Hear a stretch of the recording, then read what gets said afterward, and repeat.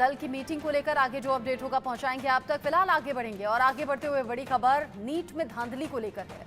जी हाँ, नीट में धांधली पर इंडिया न्यूज का बड़ा खुलासा सामने आया है। एनटीए के कुछ अधिकारियों से पूछताछ हो सकती है। सूत्रों के हवाले से बड़ा अपडेट है।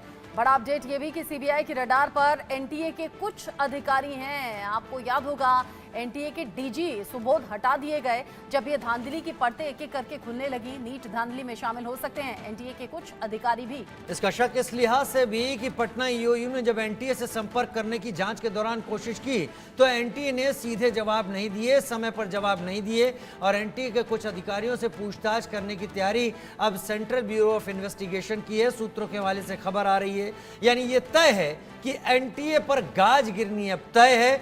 एनटीए में वो लोग जो संदेह के घेरे में हैं उनको जांच के दायरे में अब लाया जाएगा। एनटीए के डीजी जो पहले रहे सुबोध, उन्हें हटाने का मतलब सीधा सीधा सा ये है कि आगे आने वाले वक्त में एनटीए पर सवाल खड़े होने थे। लाजमी सी बात है, एनटीए मतलब नेशनल टेस्टिंग एजेंसी, जिसके कंधों पर बड़ी जिम्मेदारी इस तरह के एग्जाम्स को कराने की और निष्पक्ष तरीके से कराने की है, बिना किसी धांधली के। लेकिन नीट यूजी के एग्जाम को लेकर जिस तरह की धांधली की खबरें सामने आ रही हैं, रिजल्ट जब से सामने आए हैं तब से ही बवाल सामने आ गया है और अब लगातार आपका अपना चैनल इंडिया न्यूज़ इस खबर पर बना हुआ है क्योंकि सवाल 24 लाख परिवारों का है। नीट धांधली में अब एनटीए के कुछ अधिकारियों से भी सीबीआई पूछताछ की तैयारी कर रही है।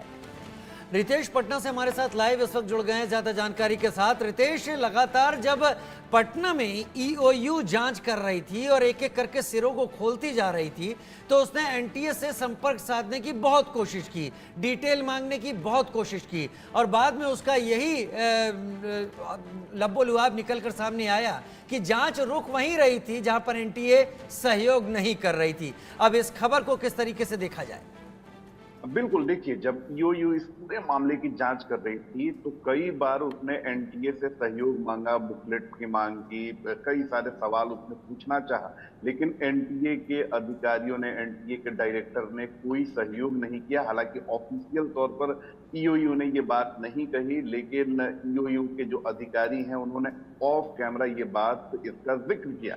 जाहिर सी बात है कि जब अगर आप पाक साफ रहते तो आप ईओयू की जांच में सहयोग करते। आप ईओयू अगर आपसे सहयोग मांग रही थी तो आप उसमें बढ़ चढ़कर हिस्सा लेते, उसकी मदद करते, लेकिन आपने मदद नहीं की। लेकिन अब जो हमारे सोर्सेज हैं सीबीआई को, देखिए कि आज केस हैंड ओवर हुए लगभग 1 सप्ताह हो चुके हैं सीबीआई को और सीबीआई काफी तेजी से इन्वेस्टिगेशन कर रही है।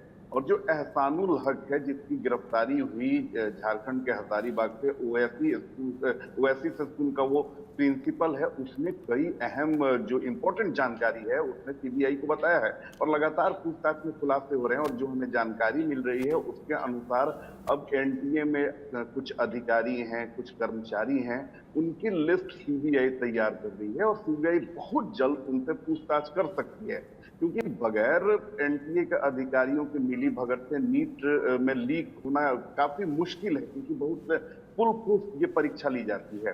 तो वो कौन लोग हैं, वो कौन ऐसे मगरमच्छ बैठे हुए हैं जिन्होंने 24 लाख बच्चों के भविष्य को टकारने की कोशिश की थी, तो ऐसे तमाम लोगों की लिस्ट सीबीआई बना रही है। इसके अलावा एक और जानकारी मिली है कि आज ओवैसी स्कूल के 2 अन्य टीचर्स जो हैं उन्हें भी सीबीआई की टीम ने पटना ऑफिस बुलाया है और उनसे पूछताछ करेगी। लेकिन जब सीबीआई इस जांच को आगे बढ़ा रही है तो माना ही जा रहा है कि बहुत जल्द पूरा सच सामने आ जाएगा। आपने कहा ईओयू की टीम ने जब एनटीए के अधिकारियों से कुछ सवाल जानने चाहे तो फिर यहाँ पर सवालों को टालते या फिर पूछताछ में उस तरीके से इन्वॉल्व ना होकर एनटीए ने लापरवाही दिखाई। और ये हम पहले दिन से कह रहे हैं, अगर स्कूल के प्रिंसिपल, वाइस प्रिंसिपल, बैंक के मैनेजर, कुछ स्टूडेंट्स, रिक्शे वाला, ड्राइवर, इन सभी का इन्वॉल्वमेंट अगर सामने आ रहा है, नेताओं की करीबी, तो फिर ये संभव नहीं हो सकता कि एनटीए से इसकी मिली भगत ना हो। हम पहले भी कह रहे थे ऊपर से तार जुड़े हो सकते हैं। क्या उसी तरफ सीबीआई भी जांच को आगे बढ़ा रही है? बिल्कुल उसी दिशा में ये जांच आगे बढ़ रही है। और देखिए कि इंडिया न्यूज ने जो सवाल बनाया था, हमने 15 सवाल बनाए थे और उन्हीं 15 सवालों के आधार पर सीबीआई पूछताछ कर रही थी। हमने लगातार पूछा कि प्रश्न पत्र आखिर लीक कैसे हुआ। सीबीआई ने यही सेम सवाल जो है वो जो गिरफ्तार आरोपी हैं उन सभी लोगों से पूछा है। हमने सवाल उठाया था कि आखिर बगैर एनटीए के अधिकारियों के मिली भगत थे, क्योंकि जहां पर आपने जिक्र किया कि बैंक वाले मिले हुए हैं, जहां पर प्रिंसिपल गिरफ्तार हो रहा है, जहां पर देखिए कि कई सारे प्रोफेसर रडार पर हैं, तो जाहिर थी कई सारे नेता रडार पर हैं। तो जब इतने सारे लोग जो नेक्सस में शामिल हैं, जब इन लोगों पर लगातार दबिश बन रही है, तो आखिर एनटीए के अंदर कैसे ठीक है रितेश, हम एक बड़ी खबर का रुख कर लें, उसके बाद एक बार फिर आपका रुख करते हैं। नीट परीक्षा को लेकर घमासान लगातार जारी है। अपनी मांगों को लेकर छात्रों ने भी प्रदर्शन किया था। आज संसद मार्च का घेराव करने की भी तैयारी, संसद मार्च की तरफ आगे बढ़ेंगे छात्र। एनटीए के खिलाफ छात्र संगठनों का हल्ला बोल पहले दिन से जारी है। 4 जून के बाद से छात्र लगातार सड़कों पर हैं। उधर इंडिया गठबंधन की प्रेस कॉन्फ्रेंस में शामिल होंगे, क्योंकि आज दिल्ली में प्रेस क्लब ऑफ इंडिया में इंडिया ब्लॉक से जुड़े हुए राजनीतिक दलों के छात्र संगठन एक प्रेस कॉन्फ्रेंस भी करने जा रहे हैं। रितेश मेरे साथ लगातार जुड़े हुए हैं। रितेश, हालांकि दिल्ली में एक्टिविटी बहुत ज़्यादा है, संसद में भी नीट पर बात हो रही है, राष्ट्रपति महोदया ने भी अपने अभिभाषण में नीट की बात की है, सरकार दबाव में है, सीबीआई जांच भी चल रही है, लेकिन एहसानुल हक और इम्तियाज़ के अलावा ओएसिस स्कूल से 2 और टीचरों को आज बुलाया गया है पूछताछ के लिए। क्या सीबीआई को लग रहा है कि यहां से उन लोगों के सुराग मिल जाएंगे पुख्ता तौर पर जो एनटीए में मौजूद हैं? देखिए, सबसे बड़ी बात है कि एहसानुल को 4 जुलाई तक के लिए रिमांड पर लिया गया है और लगातार उससे पूछताछ की जा रही है। 12-12, 13-13 घंटे तक पूछताछ हो रही है। और जो हमारे सोर्सेज हैं सीबीआई के अंदर, उनका साफ तौर पे कहना है कि सीबीआई की जो जांच है वो एहसानुल पर आकर टिक चुकी है। यानी एहसानुल की जो भूमिका है वो बड़ी गंभीर है और काफी महत्वपूर्ण है। अब उस स्कूल के 2 शिक्षकों को बुलाया गया है जो एग्जामिनेशन में थे, जो एग्जामिनेशन ले रहे थे। और जो जानकारी हमें मिल रही है, इनसे पहले भी जब सीबीआई की टीम पहली दफा पहुंची थी हजारीबाग, तब भी इनसे पूछताछ हुई थी। अब इन्हें दोबारा बुलाया जा रहा है। जाहिर सी बात है कि क्रॉस वेरिफिकेशन करेगी। मैंने पहले भी बताया था कि साइकोलॉजिकल पूरी जो ये है जांच है, ये पूछताछ है, वो की जा रही है, साइंटिफिक टेक्निक का इस्तेमाल किया जा रहा है। तो उसी क्रम में इन 2 शिक्षकों को बुलाया गया है। जाहिर सी बात है कि सीबीआई को कुछ अहम लीड्स मिले हैं और यही कारण है कि इन शिक्षकों को बुलाया गया है। और आज जब इनसे पूछताछ होगी, जब इस तरह की मिली भगत हुई तभी ये पूरा जाल बना धांधली का, जिसमें एक-एक करके कई नाम सामने आ रहे हैं। कुछ और नाम सामने आएंगे आने वाले वक्त में, ये तय समझिएगा। रितेश आप रहिए। नीट पेपर लीक से जुड़ा एक और अपडेट मिल रहा है, रिश्तेदारों के बैंक खातों की जांच भी अब होगी। आरोपियों के रिश्तेदारों की जांच होगी, उनके बैंक खातों की जांच करने की तैयारी है, क्योंकि अगर पैसा आया है और वो इन खातों में मौजूदगी मिलती है तब पुख्ता सबूत हाथ लग जाएंगे। कई बार आरोपी के जरिए ऐसा किया जाता रहा है कि अपने बैंक खाते में न लेकर अपने करीबियों के बैंक अकाउंट्स में पैसे का लेन देन होता है। वही बात अब सीबीआई पता लगाने की कोशिश कर रही है। 20 अप्रैल से 10 मई तक के लेन देन की पूरी जांच अब सीबीआई करने वाली है। यानी कि कोई भी गुंजाइश इस मामले में छोड़ना नहीं चाहती सीबीआई कि सच अधूरा रह जाए या कोई सच छिपा रह जाए। रितेश,